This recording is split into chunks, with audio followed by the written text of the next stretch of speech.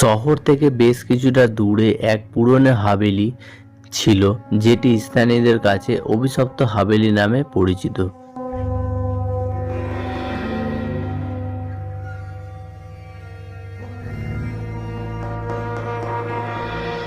কেউ কখনো সেখানে রাত কাটানোর সাহস করেনি।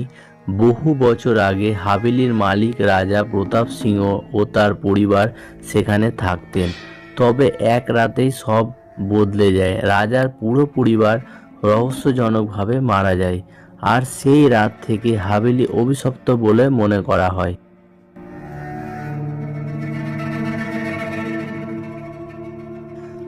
বছরের পর বছর কেটে গেছে, কিন্তু কেউ সেখানে থাকতে সাহস করেনি।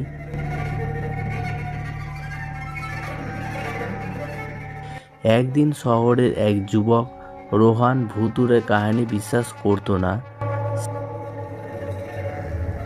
সে বন্ধুদের চ্যালেঞ্জ গ্রহণ করে এক রাতের জন্য হাভেলিতে থাকার সিদ্ধান্ত নেয়।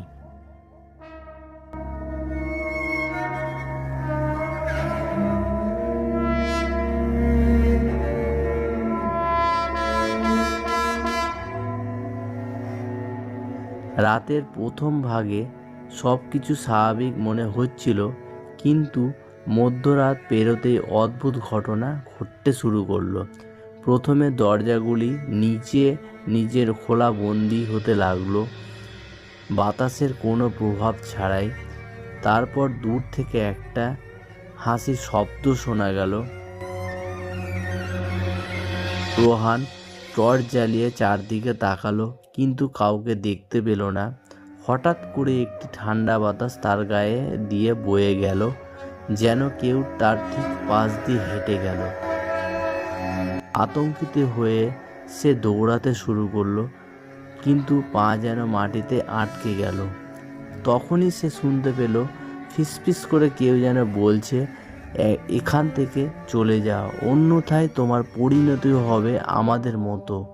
রোহানের শরীর হিম হয়ে গেল। সে হাভেলির বাইরে ছুটে বেরিয়ে এলো।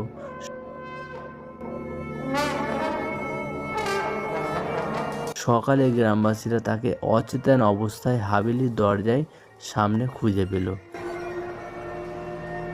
পরদিন সে জানতে পারল সে আওয়াজ ছিল রাজার ছোট মেয়েটির আত্মা। তার পরিবারকে এক বিশ্বাসঘাতক হত্যা করেছিল, আর তারা এখনো মুক্তি পায়নি। এরপর থেকে কেউ আর হাভেলির কাছে যায়নি। রাত হলে সেখানে এখনো ভেসে আছে করুণ বিলাপ, আর বাতাসে ভাসে এক অদৃশ্য আতঙ্কের ছায়া।